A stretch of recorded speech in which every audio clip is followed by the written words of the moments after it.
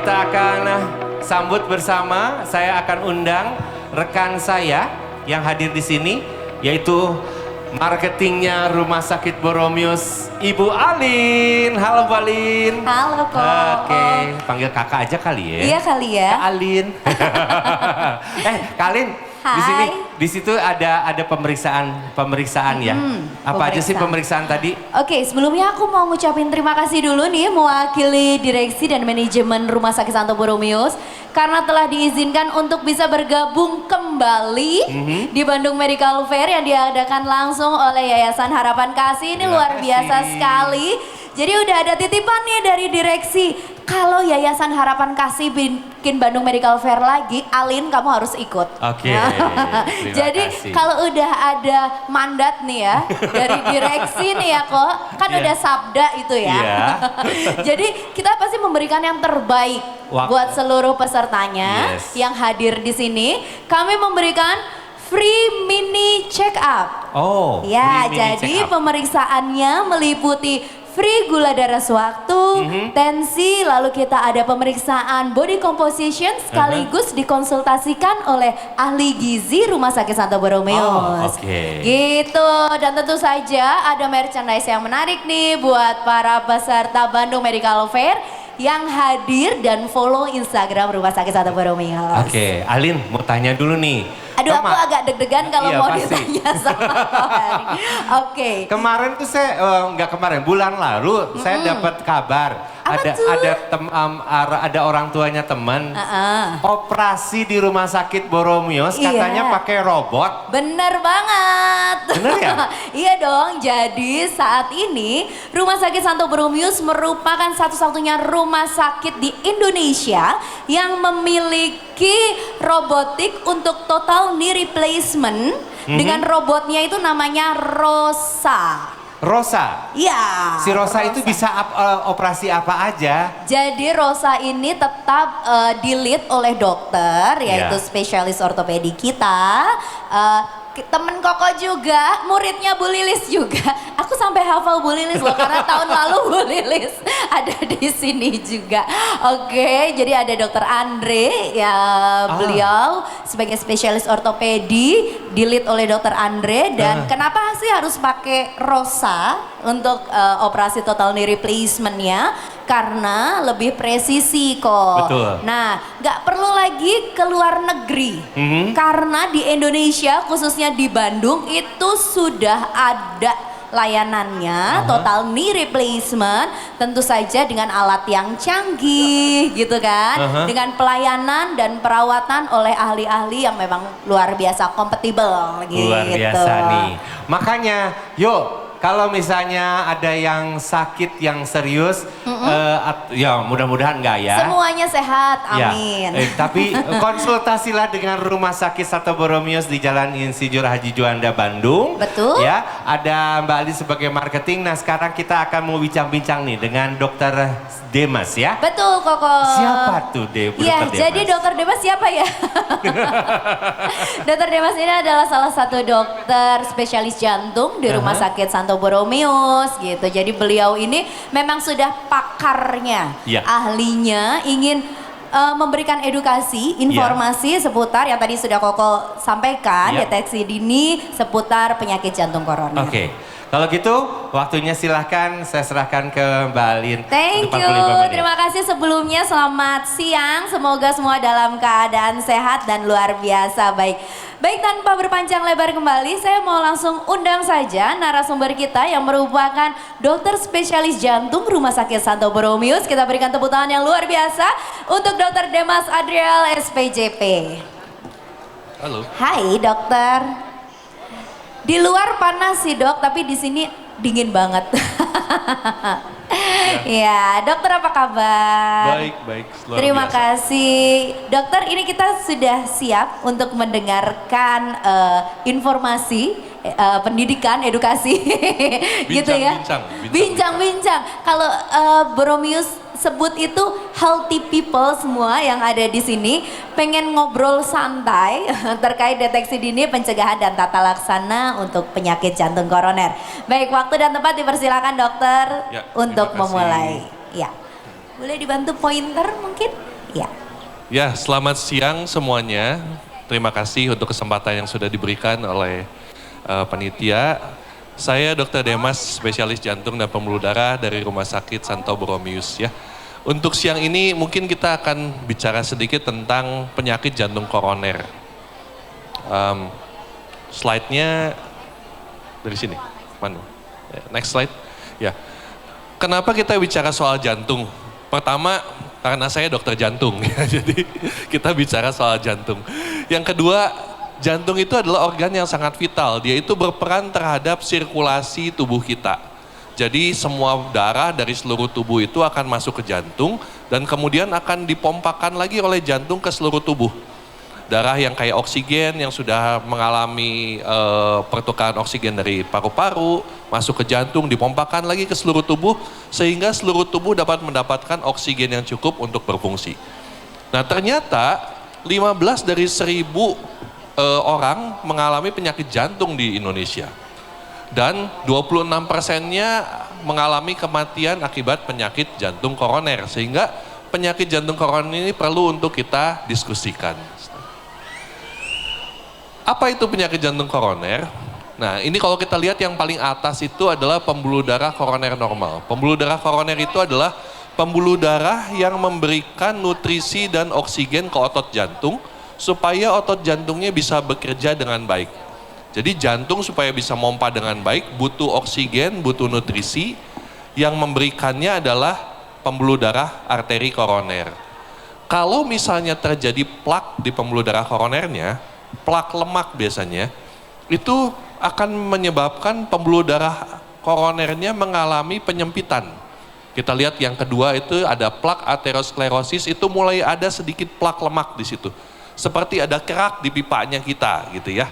Yang kemudian kalau misalnya makin banyak akan mengganggu aliran darah, dan kalau misalnya plaknya itu rupture atau pecah, kebentuk gumpalan darah akan menyumbat mendadak sehingga terjadi sumbatan mendadak di pembuluh darah jantungnya. Itu yang kita bilang sebagai serangan jantung koroner atau orang bilang anfal gitu ya. Next. Nah bagaimana gejalanya? Yang paling khas sebenarnya gejalanya dikatakan sakit dada. Lebih khas di tengah, agak ke kiri, dan kemudian dia bisa menjalar ke punggung, bisa menjalar ke leher, ke rahang, disertai ada mual muntah, keringat dingin, rasa ada sesak, kadang ada berdebar, dan bisa muncul dengan tiba-tiba atau bisa muncul saat kita sedang aktivitas. Misalnya olahraga tadinya kuat, tiba-tiba waktu olahraga terasa beban seperti itu, nggak nyaman dadanya, nah harus curiga ada penyakit jantung koroner atau tidak ya. Lokasinya nggak selalu di dada tengah. Jadi lokasinya itu kadang-kadang bisa menjalar ke leher, kayak kecekik. Saya pernah punya pasien, dia rajin sepedahan, ketika sepedahan biasanya kuat sekian kilometer, touring, ini baru 1-2 kilo, lehernya kayak kecekik. Kemudian rahangnya sakit, kayak sakit gigi tapi nggak jelas di dalam gitu katanya ya. Ternyata waktu dicek mengalami penyakit jantung koroner. Nah yang harus hati-hati juga, ada dada kiri di bawah ulu hati ini suka bisa sakit. Nah kalau orang ada sakit di ulu hati biasanya pikirannya langsung, oh saya mah nih, saya GERD, katanya asam lambung naik. Padahal gejalanya bisa menyerupai penyakit jantung koroner sehingga emang bisa tertukar. Yang tadinya sakit jantung, yang dikatakan sakit jantung padahal mahnya bermasalah. Tapi ada juga teman saya dikatakan oleh dokter umum, ini sakit mah, ternyata setelah dicek up penyakit jantung koroner gejalanya ya. Mengapa bisa terjadi plak di pembuluh darah jantungnya? Kalau orang sehat ya seharusnya tidak ada plak di pembuluh darah jantungnya. Tapi ada beberapa faktor resiko yang menyebabkan pembuluh darah kita itu jadi rentan terkena penyakit jantung koroner. Faktor resikonya ada yang bisa dimodifikasi dan ada yang tidak dapat dimodifikasi. Yang tidak dapat dimodifikasi ini misalnya secara genetik. Kalau misalnya kita punya saudara kandung atau ayah ibu yang punya penyakit jantung koroner usia masih muda, harus hati-hati. Jangan-jangan kita juga punya bakat untuk terjadi jantung koroner. Nah itu kalau udah secara genetik kita nggak bisa robah. Misalnya kita jadi putus hubungan saudara sama saudara kita, ya nggak mungkin. Tetap aja faktor resikonya sama gitu ya. Kalau usia, laki-laki di atas 45 tahun dan wanita di atas 55 tahun itu resikonya meningkat untuk terjadi penyakit jantung koroner. Dan sayangnya laki-laki secara epidemiologinya laki-laki lebih beresiko untuk penyakit jantung koroner dibandingkan perempuan. Jadi yang laki-laki harus udah sadar diri bahwa nggak diapa-apain pun saya resikonya lebih tinggi untuk penyakit jantung koroner ya. Tetapi ada juga faktor yang bisa dimodifikasi, misalnya merokok, tekanan darah tinggi, kolesterol tinggi, gula darah tinggi, berat badan berlebihan, kurang aktivitas fisik, itu semua dapat menyebabkan terjadinya kerusakan di pembuluh darah jantungnya. Sehingga kalau udah ada kerusakan di pembuluh darah jantung yang tadinya dindingnya halus, bisa terjadi kerusakan, lemak bisa nempel di situ, dan membentuklah plak lemak sehingga terjadi sumbatan pembuluh darah jantung koronernya ya. Bagaimana cara kita mengetahui kita penyakit jantung koroner? Itulah diperlukan deteksi diri. Deteksi dini, jangan sampai keburu serangan jantung baru kita tahu bahwa kita penyakit jantung koroner, karena kalau masih dini kita masih bisa lakukan tindakan-tindakan pencegahan gitu ya. Nah, bagaimana deteksi dininya? Yang pertama kita harus lihat apakah kita punya gejala sakit dada atau sesak nafas. Sakit dada yang bagaimana? Sakit dada yang rasanya di dada tengah, menjalar ke kiri, bisa ke leher, ke rahang, terutama ke lengan kiri ya. Kemudian nyerinya dipicu dengan aktivitas atau stres emosional dan menghilang ketika dilakukan istirahat. Itu cukup khas. Dari situ akan ada poinnya masing-masing, dari tipe nyerinya, dipicu aktivitas atau stres tidak, dan hilang dengan istirahat atau dengan obat yang dibawa lidah ya. Itu poinnya masing-masing satu. Kalau misalnya ada sesak nafas yang dipicu dengan aktivitas, itu juga harus hati-hati, itu poinnya 2. Kemudian kita bisa masukkan ke tabel ini. Jadi ini ada laki-laki, ada perempuan. Ingat, laki-laki resikonya lebih tinggi dari perempuan. Kemudian usia juga bertambah, resikonya akan lebih tinggi. Sehingga kalau misalnya kita lihat yang di samping kanan ini, ada nyeri dada yang khas 3 poin. Kemudian dia punya berbagai faktor resiko, darah tinggi, keluarga, kolesterol. Dia punya semua, artinya number of risk factor-nya ada 5. Dan dia usianya misalnya 50 tahun, dia sudah resikonya 33%, moderate gitu ya. Kemudian bisa juga dilakukan deteksi dini itu dengan pemeriksaan medical check up. Kita bisa lakukan EKG, bisa lakukan tes treadmill, bisa lakukan USG jantung, ehokardiografi, yang akan membantu menentukan kita punya penyakit jantung atau tidak. Termasuk dengan melakukan CT scan. CT scan calcium score kita bilang, untuk menilai skor plak kalsium yang ada di pembuluh darah jantung koroner kita. Ini contohnya kalau misalnya dilakukan EKG, ada gambaran dekok-dekok ke bawah seperti ini ya. Yang di 1, 2, V3, V4, V5, V6 ada yang dekok dalam ke bawah, itu jangan-jangan jantung koroner. Kemudian bisa juga kita lakukan USG jantung. Alat USG jantung ini yang udah kita punya di Boromius, sudah yang terbaru. Dengan dilakukan USG tanpa persiapan apapun sih, tidak perlu puasa, tidak perlu tahan kencing seperti USG perut ya. Ini langsung tempel di dada, kita bisa langsung lihat jantungnya seperti apa. Ukurannya bengkak tidak, pompanya bagus tidak, kemudian katupnya ada kerusakan atau tidak ya. Nah termasuk kalau misalnya kita lihat ada gerakan otot jantung ini, yang lingkaran ini adalah otot jantung kita, otot yang tadi mompa ya. Nah kalau misalnya kita lihat bagian bawah itu mompanya kenceng, tapi bagian atas tuh diem aja. Artinya ada kerusakan otot jantung di daerah sini, sehingga ini kita asumsikan pembuluh darah koroner yang ke daerah sini ini mengalami kerusakan atau sumbatan. Ya. Kemudian kita juga bisa lakukan tes treadmill. Ya ini alat treadmill kita, memang ruangannya seperti ini bukan edit gambar, gambarnya pemandangan banyak pohon-pohon depannya ya. Jadi seger gitu kayak jalan di gunung gitu. Nah tes treadmill ini adalah tes kita diminta jalan di ban berjalan. Setiap 3 menit akan otomatis tambah nanjak, tambah cepat, dan kemudian beban jantungnya akan bertambah, jadi beban kerja jantungnya. Sambil dipasang monitor EKG sehingga kelihatan rekaman EKG-nya, sambil dipasang tensi untuk ditensi berkala. Dari sini kita bisa lihat kalau jantungnya dikasih beban yang bertambah, EKG-nya berubah tidak. Kalau dikasih beban bertambah, dadanya sakit nggak atau sesek tidak? Karena itu yang tadi tanda-tandanya ya. Nah ini tentu didampingi oleh dokter dan perawat. Dokternya selalu yang mendampingi adalah spesialis jantung. Kalau di Rumah Sakit Boromius kita tidak izinkan untuk dokter umum atau hanya perawat saja yang mendampingi. Supaya lebih aman. Karena yang namanya penyakit jantung koroner pernah kejadian juga lagi treadmill kemudian kepicu serangan. Nah itu kan kalau udah dokter jantung yang mendampingi bisa langsung diberikan pertolongan pertamanya. Gitu ya. Bisa juga dilakukan CT scan. Ini yang kita katakan coronary artery calcium score. Alat di kita udah paling canggih, 512 slice sudah paling tinggi. Dan dengan alat ini kita jadi bisa lihat adakah plak-plak di pembuluh darah koronernya. Ya, plak di pembuluh darah koroner ini memang bisa kita nilai, ada scoringnya. Ini scoring yang di sebelah kanan ya. Kalau scoringnya 0 artinya plak yang keras di pembuluh darah koronernya 0. Tapi kalau misalnya lebih dari 400 artinya plaknya banyak di pembuluh darah koronernya. Sehingga kita bisa harus melakukan pemeriksaan lanjutan, melihat apakah plak itu bikin sumbatan atau tidak. Ya. Nah dari situ tadi kita lakukan anamnesis, sakit dadanya seperti apa Pak, Ibu, kemudian lakukan EKG, echo, treadmill, CT scan, kita bisa lihat resikonya ringan, sedang, atau berat, atau sangat tinggi resikonya. Kalau resikonya sangat tinggi untuk jantung koroner, langsung lakukan kateter atau invasive coronary angiography.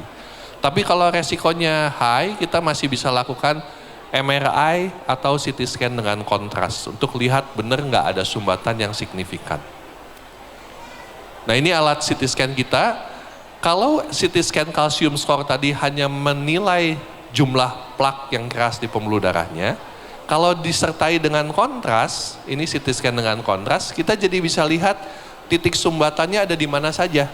Di pembuluh darah jantung yang mana? Pembuluh darah jantung koroner itu ada kiri dan kanan, bisa dilihat sumbatannya di mana, dan bisa dihitung persentasenya. Berapa persen sumbatannya?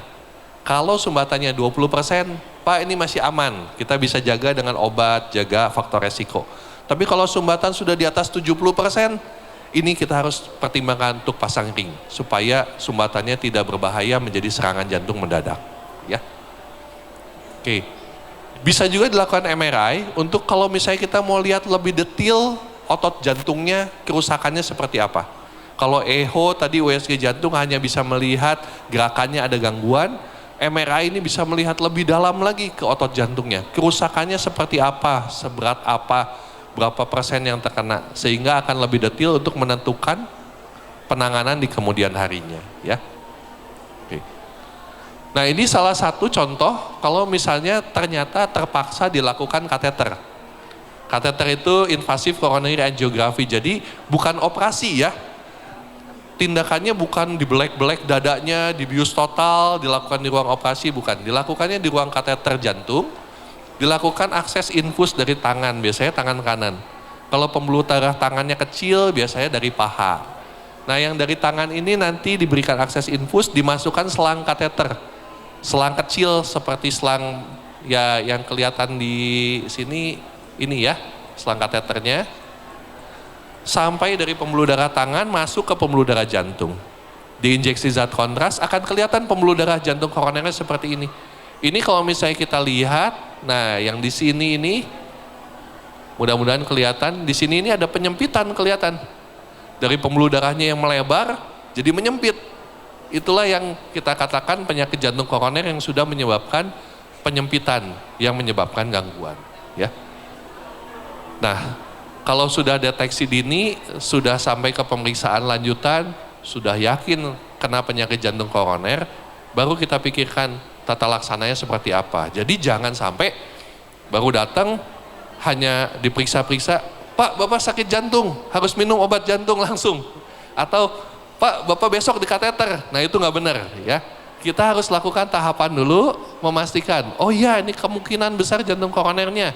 Baru dilakukan pemeriksaan tata laksana lanjutan. Tujuan tata laksana penyakit jantung koroner adalah tentu saja mengatasi gejala, mengatasi sakit dadanya, mengatasi sesak nafasnya, dan juga memperbaiki prognosis atau memperbaiki harapan hidupnya. Jangan sampai meninggal muda karena serangan jantung koroner mendadak, gitu ya. Bisa dua cara, dengan cara medikamentosa atau obat-obatan. Obat-obatan biasanya dikasih antiplatelet, orang awam katakan pengencer darah ya. Kemudian statin itu obat untuk kolesterol supaya plaknya tidak bertambah karena kan tadi plak dari lemak. Kemudian obat-obatan untuk kontrol faktor resikonya. Kalau punya diabetes, ya kasih obat diabetes. Punya darah tinggi, kasih obat darah tinggi. Makanya pasien jantung biasanya komplain, "Dok, obat saya banyak banget, bisa nggak dikurangin?" Bapak punya darah tinggi, gula, kolesterol lengkap, ditambah penyakit jantung. Obatnya mau nggak mau banyak. Kalau mau obatnya sedikit, jaga pola hidup supaya nggak punya penyakit darah tinggi, gula, kolesterol sehingga nggak perlu obat banyak gitu ya. Nah kemudian selain obat bisa juga dilakukan kalau memang diperlukan dilakukan revaskularisasi. Revaskularisasi itu artinya pembuluh darah yang menyempit atau tersumbat dibuka lagi supaya vaskularnya atau aliran darahnya baik lagi kembali. Tentu dengan dua cara, ada bypass dan ada perkutan coronary intervention. Perkutan coronary intervention atau kita singkat PCI ini yang orang bilang pasang ring ya. Kalau operasi bypass itu emang benar. Operasi besar, open surgery, dibuka dadanya, pembuluh darah yang di kaki atau yang di tangan dipindahkan ke jantung. Jadi pembuluh darah misalnya pembuluh darah ini tersumbat di sini, kita bikin bypass, bikin flyover.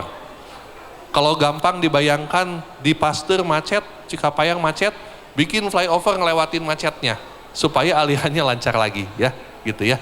Itu open surgery bypass, tapi tidak semua pasien harus di bypass. Kalau sumbatannya terlalu berat, sumbatannya terlalu banyak, misalnya sumbatannya sampai 10 titik, nah mau dipasang ring 10 kan repot juga, harus beberapa kali tindakan. Kalau sumbatannya buntu total, ada beberapa pasien yang sumbatannya buntu total. Untuk dipasang ring butuh teknik-teknik khusus, pemeriksaan khusus oleh dokter-dokter yang memang ahli untuk membuka sumbatan total. Sehingga lebih gampang untuk dilakukan bypass ya. Tapi kalau masih bisa di kateter dan dipasang ring, kita akan pilih kateter dan pasang ring.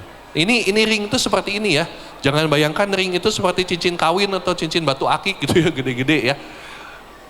Diameternya kecil sekali, antara 2,5 sampai 3,5 mm, paling besar bisa kita kembangkan sampai 4 mm, 4,5 mm. Panjangnya ada yang 2,5 cm sampai 5,5 cm. Dan bentuknya seperti ini, seperti mesh nih.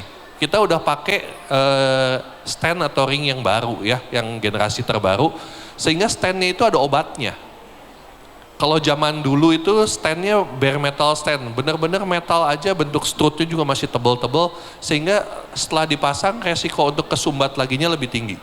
Tapi sekarang kita udah pakai teknologi yang baru, strutnya sudah lebih halus, bentuk jaringnya lebih dimodified, nggak seperti jaring-jaring biasa. Kemudian sudah ada obat-obatan untuk yang rilis pelan-pelan setelah kita pasang, sehingga mencegah sumbat lagi ketika udah kita pasang ring.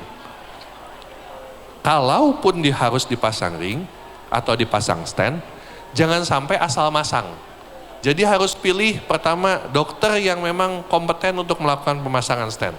Pilih dokter yang istilahnya dokter yang sudah qualified ya. Yang kedua, pilih rumah sakit yang memang punya fasilitas yang memadai, alat-alat yang memadai. Jangan sampai setelah di kateter harus dipasang, pasangnya tidak optimal. Kalau tidak optimal nanti nyumbat laginya cepat gitu ya. Nah, bagaimana caranya supaya komprehensif? Pertama, ini ada alat yang sebenarnya waktu itu sempat rame di WhatsApp ya. Sekarang bisa disedot, tidak perlu di kateter, tidak perlu di bypass lagi, tidak perlu pasang ring lagi. Sebenarnya ini udah teknologi lama. Jadi kalau gumpalan darahnya masih muda, karena serangan jantung mendadak ke bentuk gumpalan darah, itu memang kita biasa sedot dulu, namanya aspirasi trombus atau gumpalan darah. Dengan alat kateter kecil seperti ini dimasukkan ke pembuluh darah tangan sampai ke pembuluh darah jantung, kemudian disedot. Yang di atas itu bukan cacing ya, itu adalah gumpalan darah yang nyumbat di pembuluh darah jantung. Itu lumayan tuh, nyumbatnya bisa sampai 4 sentian kesumbat total oleh gumpalan darah. Nah begitu kita sedot, itu yang gambar atas yang A itu kesumbat total, nggak ada aliran. Tapi ketika kita udah bisa sedot, gambarnya yang D, aliran darahnya lancar lagi sampai ke ujung. Setelah disedot baru kita tentukan masih ada sisa nggak sumbatan. Kalau masih ada sisa baru kita balon dan kita pasang ring. Ya. Kemudian bisa juga kita periksa kalau ada sumbatan, sumbatannya moderate. Kita bingung mau dipasang atau enggak nih, dia bikin masalah atau enggak nih. Nah kita bisa lakukan pemeriksaan pressure intravaskularnya.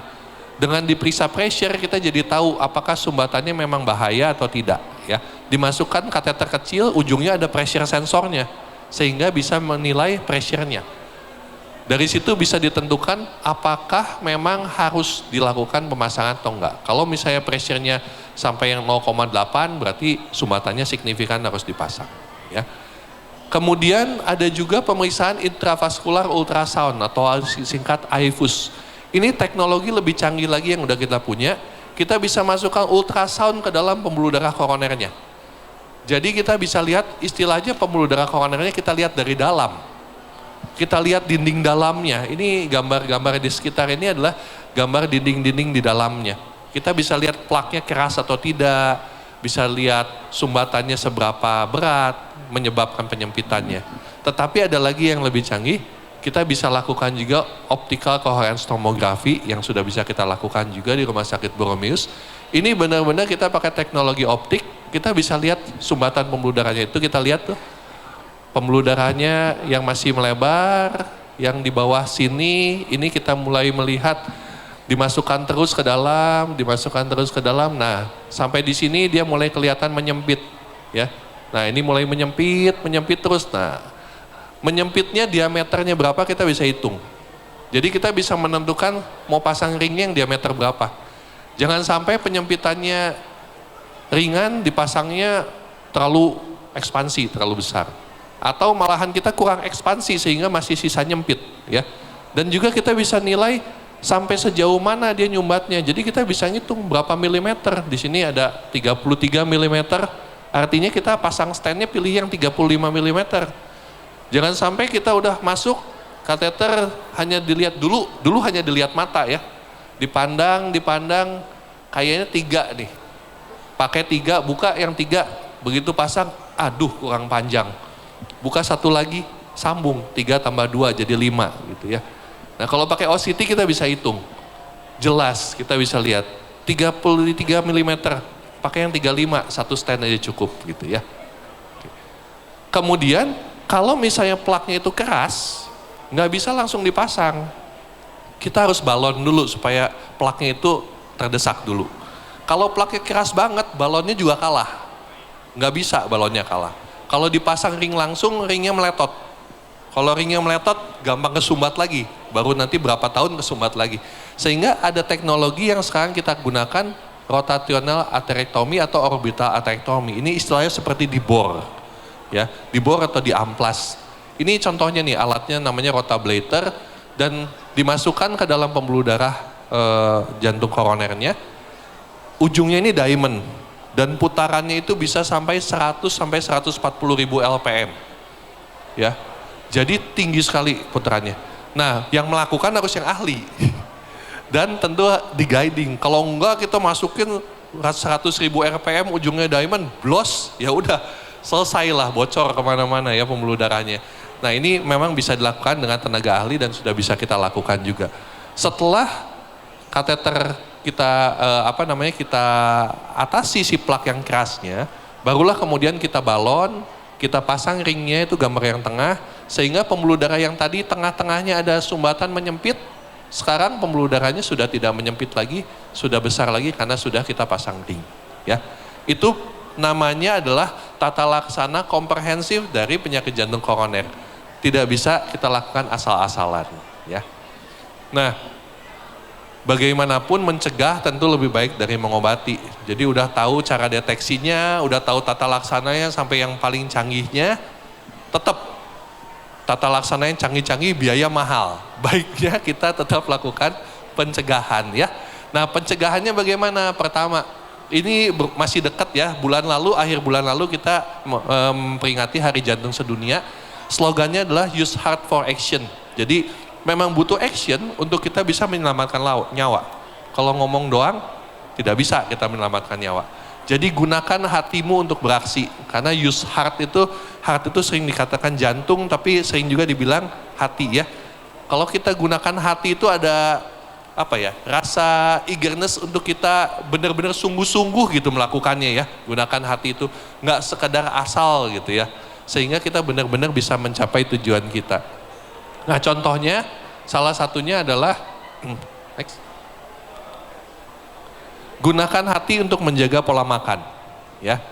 Jadi gunakan hati kita untuk jaga pola makan. Gimana? Minuman manis tolong dihindari. Air minum atau jus sayur tanpa gula itu yang lebih bagus daripada minuman-minuman manis atau minuman dalam kemasan. Kemudian cemilan-cemilan manis lebih baik dihindari ya. Lebih baik cemilan itu buah potong yang segar. Buah potong atau agar-agar itu lebih tinggi seratnya sehingga tidak cepat menaikkan gula darah. Kemudian makanlah 5 porsi sayur dan buah setiap hari. 5 porsi. Berarti 3 kali makan, 2 kali snack selalu ada sayurnya atau ada buahnya. Ya, artinya snacknya kita juga adalah sayur atau buah, bukan cemilan-cemilan manis. Kemudian stop alkohol dan kemudian batasi makanan siap saji yang tinggi garam, tinggi gula, tinggi micin, tinggi minyak, tinggi lemak. Jadi fast food yang digoreng dengan minyak banyak ya, itu semua dihindari. Kenapa? Supaya tensi, gula, kolesterol kita tidak naik sehingga tidak terjadi penyakit jantung koroner. Yang kedua, gunakan hatimu untuk katakan tidak pada rokok ya. 1 tahun berhenti merokok, resiko penyakit jantung sudah berkurang. Tetapi kalau mau benar-benar hilang efek rokoknya, itu harus 15 tahun berhenti merokok, baru resikonya sama seperti orang yang nggak pernah merokok. Ya, jadi lebih baik jangan mulai. Atau kalau udah terlanjur mulai, lebih baik stop sekarang. Ya. Kemudian perokok pasif itu resikonya ternyata meningkat juga, sehingga kita juga harus pikir kalau kita stop rokok itu kita stop diri kita sendiri dan menyehatkan diri kita sendiri dan menyehatkan orang-orang di sekitar kita yang menjadi korban perokok pasif dari kita gitu ya. Kalau kesulitan stop, konsultasi dengan ahli kesehatan. Biasanya kalau untuk stop itu butuh dukungan dari lingkungan sekitar, dari lingkungan keluarga, dan butuh target sebenarnya. Jadi jangan dok, siaplah saya siap dikurangi. Dikurangi mah tetap aja ngerokok tadi. Ya, harus ditarget. Misalnya nanti tahun baru jam 12 malam saya stop merokok. Nah, itu ada targetnya ya, supaya bisa tercapai. Yang ketiga adalah gunakan hati untuk menjadi lebih aktif. Kenapa harus lebih aktif? Supaya kita sehat. Aktivitas fisik, olahraga itu akan menyehatkan jantung. Sehingga usahakanlah olahraga yang aerobik selama 150 sampai 300 menit seminggu dengan intensitas sedang. Artinya olahraga aerobik itu seperti jalan, jogging, sepeda statis, sepeda di luar, senam aerobik, berenang ya. Itu yang harus diakumulasikan 150 menit seminggu. Artinya kalau setengah jam aja kita harus 5 hari untuk melakukan olahraga itu. Kemudian lebih aktif setiap hari. Ada lift, kalau kita kuat gunakan tangga. Kalau kita ada sakit lututnya, operasi dulu sama Rosa tadi. Supaya bisa naik tangga ya. Kalau misalnya mau cuci mobil, mending nyuci sendiri dibanding ke tempat cuci. Itu ada aktivitas fisik. Bebersih rumah, jalan kaki atau sepeda kalau tempatnya dekat, nggak menggunakan kendaraan bermotor. Itu semua aktivitas fisik. Kalau kita gunakan hati untuk setiap hari lakukan itu, kita juga akan lebih baik. Pokoknya intinya bergerak. Jangan mager, jangan diam aja di rumah, duduk depan TV, depan laptop untuk terus-terusan menghabiskan waktu dengan energi yang sangat sedikit ya. Tetapi bukan berarti kalau sudah aktivitas fisik itu sama dengan olahraga. Ini ibu-ibu rumah tangga sering salah. Dok, saya tiap hari udah nyapu, ngepel ke pasar, saya udah nggak perlu olahraga lagi, udah capek tiap hari. Olahraga itu tetap butuh waktu khusus, dialokasikan setengah jam untuk melakukan sesuatu yang repetitif, continue, bukan melakukan aktivitas fisik saja ya. Kemudian olahraga beban, weightlifting itu boleh 1-2 kali seminggu untuk melatih massa otot. Karena kalau dari gemuk kemudian menjadi kurus, kendor biasanya, jadi gunakan untuk melatih otot, tapi 1-2 kali seminggu. Karena otot kita itu butuh istirahat. Yang terakhir, cari aktivitas fisik atau olahraga yang menyenangkan. Jadi jangan sampai olahraga itu jadi beban, karena kita bukan mau menyiksa diri kita sendiri. Kita mau cari sehat, cari yang menyenangkan. Kalau yang menyenangkan, kita jadi terdorong untuk selalu rutin, nagih, pengen lagi, ya, gitu. Nah ini secara singkat 10 langkah untuk menjaga jantung kita. Konsumsi alkohol dikurangi, kurangi stres, jaga kolesterol, tekanan darah, gula darah, cek kesehatan berkala, makan pola makan yang sehat, bergerak lebih banyak, stop merokok, jaga berat badan. Ini semua akan menjaga kita untuk mempunyai jantung yang sehat. Kita harus lakukan bagian kita, do your part, supaya kita bisa menjaga jantung kita ya, care for our heart. Dan sekali lagi, ingat slogannya yang untuk tahun ini, Hari Jantung Sedunia adalah use heart for action. Gunakan hati kita untuk beraksi buat diri kita sendiri dan buat orang di sekitar kita. Terima kasih. Oke, dokter.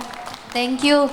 Kita langsung masuk ke sesi tanya jawab. Ini saya bawa banyak hadiah. Kalau mau langsung bertanya dipersilahkan. Ya, semoga tadi penjelasan dari Dokter Demas cukup memberikan informasi yang terupdate tentunya, apalagi terkait dengan tata laksana untuk penyakit jantung koroner yang terkini begitu. Nah, baik, saya berikan kesempatan kepada 5 orang untuk boleh bertanya. Boleh. Dokter ini mau satu pertanyaan langsung jawab? Oke. Boleh?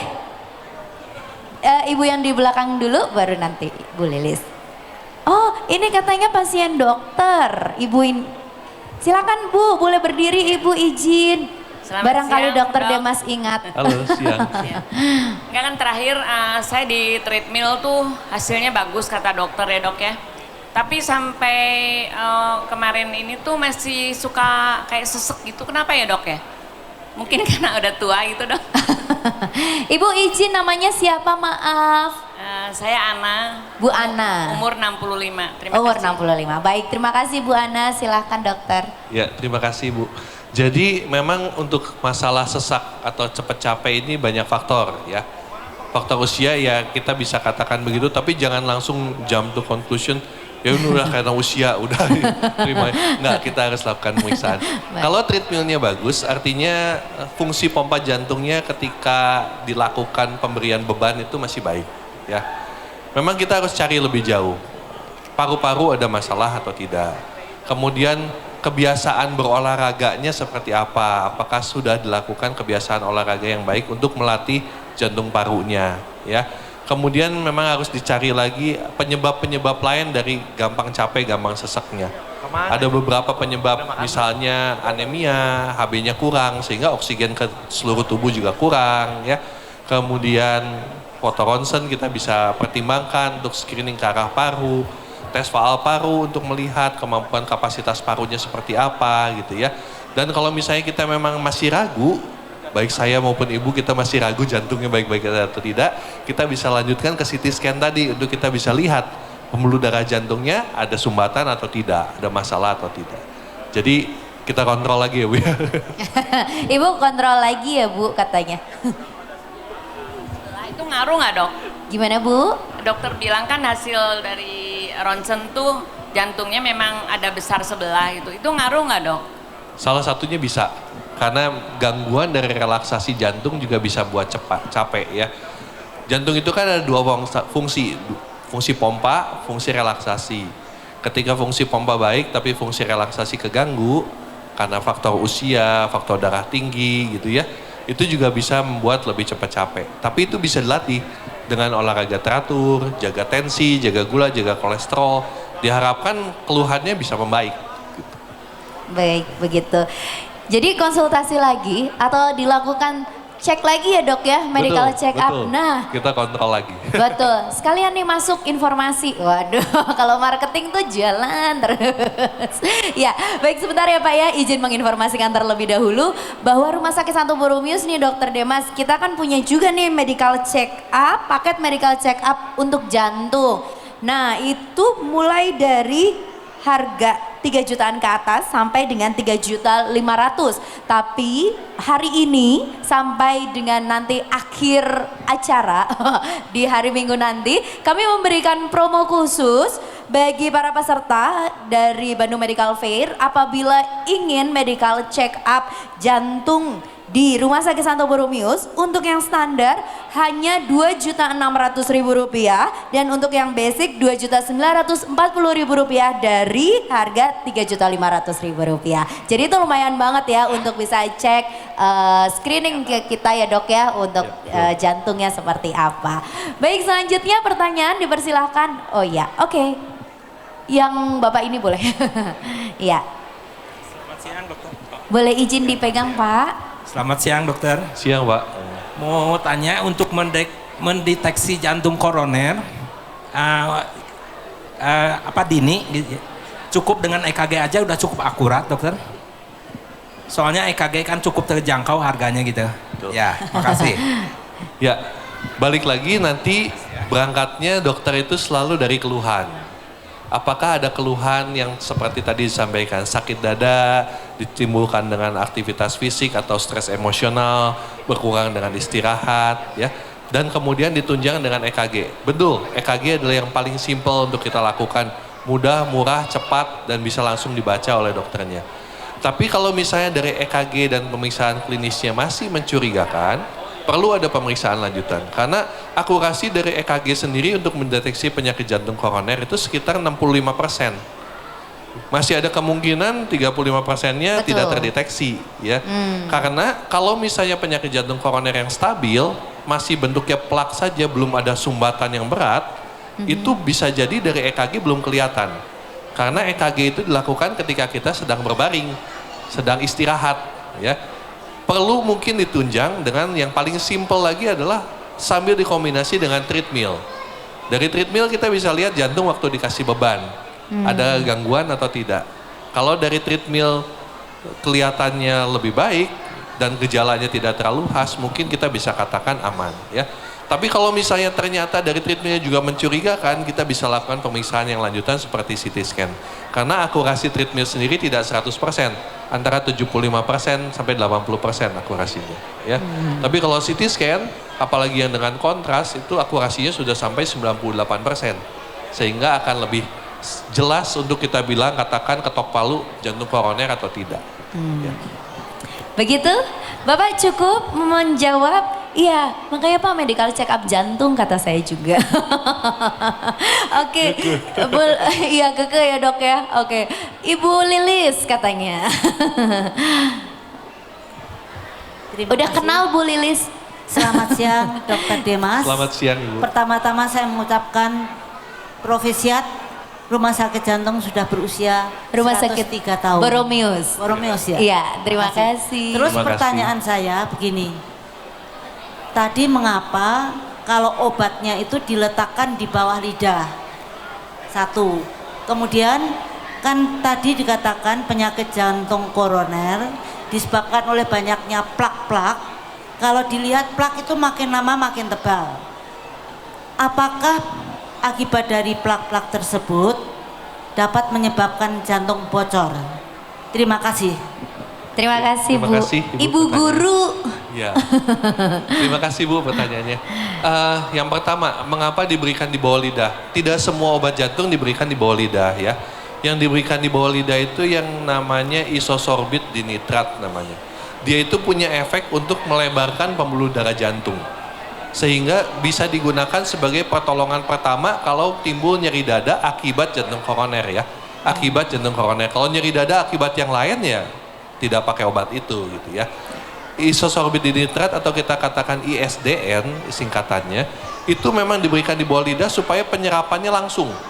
Jadi penyerapan untuk ditaruh di bawah lidah dan dia larut itu langsung diserap oleh mukosa tubuh sehingga bisa memberikan efek yang lebih cepat untuk jantungnya daripada kalau kita telan.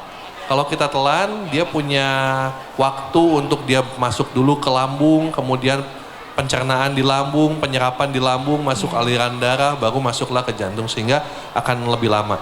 Tujuannya memang untuk relief cepat gitu, ya, sehingga diberikan di bawah lidah. Hanya obat itu saja sih sebenarnya. Kalau obat-obatan yang lain kita tidak berikan di bawah lidah. Yang kedua, dengan bertambahnya plak, penumpukan plak apakah bisa menyebabkan jantung bocor? Biasanya tidak. Karena kalau misalnya yang dikatakan bocor, itu biasanya ada kebocoran antara di katup atau di sekat. Jantung itu ada 4 ruangan, kanan dan kiri dipisahkan sekat, dan masing-masing serambi dengan bilik dipisahkan katup, dari jantung keluar ke paru-paru maupun keluar ke pembuluh darah besar ke seluruh tubuh itu juga ada katupnya. Yang dikatakan jantung bocor itu antara katupnya nutupnya nggak rapet atau sekatnya ada bolong, ya. Kalau penumpukan plak di pembuluh darah koroner itu tidak bisa menyebabkan jantung bocor, kecuali penyakit jantung koroner berat, serangan jantung mendadak, kesumbat tiba-tiba pembuluh darah koronernya, sehingga tidak ada aliran darah sama sekali ke otot jantungnya. Kebetulan kena otot jantungnya di bagian sekat, sehingga otot jantung di bagian sekat itu mati, rusak, hancur, kebentuklah lobang. Nah itu komplikasi serangan jantung yang berat. Biasanya kalau serangan jantung koroner yang komplikasinya sampai terjadi bocor sekat jantung, prognosisnya sangat-sangat jelek, ya, gitu. Oke. Baik, terima kasih. Wah, ini pertanyaannya memang cukup banyak, tapi saya sudah dapat kode, mohon maaf dari panitia bahwa waktunya sudah habis. Mohon izin, nanti kalau mau konsultasi dengan dokter, boleh. Kalau dokter masih ada, boleh langsung di booth atau di sebelah sini kita bisa diskusi, begitu ya? Ya, oh di booth aja, biar enak bisa mampir ke booth Boromius. Baik, buat 3 penanya, mohon izin untuk bisa maju ke depan, kami berikan hadiah terlebih dahulu. Silahkan.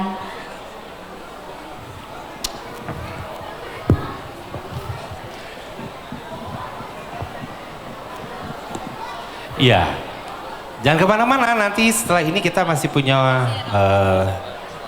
tema yang menarik yaitu Naturfight Herbal Cancer Therapy, ya, Boleh foto bersama dengan daun teratai. Terima kasih dokter. Di foto dulu. Oke, di foto dulu, baik. Ya oke, bareng ya. 1, 2, lagi 1, 2, oke. Baik, terima kasih. Bapak Ibu terima kasih sekali lagi untuk pertanyaannya. Terima kasih Bu, ya. Oke, terima kasih. Sekian dari Rumah Sakit Santo Boromius. Saya Alin dan Dr. Demas mohon izin untuk pamit. Kita ketemu lagi di booth kami di depan. Dikembalikan lagi ke Koheri. Terima Oke, kasih. terima kasih. Thank you. Mbak Alin sama Dr. Demas mohon tetap tinggal dulu sebentar. Ada kenang-kenangan dari panitia. Kami undang Bapak Dedi. Kami persilahkan untuk memberikan kenang-kenangan.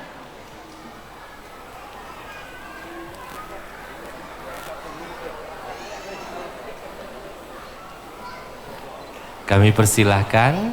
Terima kasih untuk Dr. Demas. Kita foto dulu. 1, 2, lebih dekat, lebih dekat, Lebih dekat Mbak Alin. Nah, Oke, gitu ya, bertiga, Mbak Alin juga bertiga. ikut foto. Siap, 1, 2, lagi. Sang bus ini. 1, 2, ya. Oke. Baik, terima kasih Dr. Demas. Terima kasih Mbak Alin. Ya, jadi kalau yang mau cek free gula darah, tensi, body composition, konsultasi gizi, bisa ke booth-nya Rumah Sakit Boromius.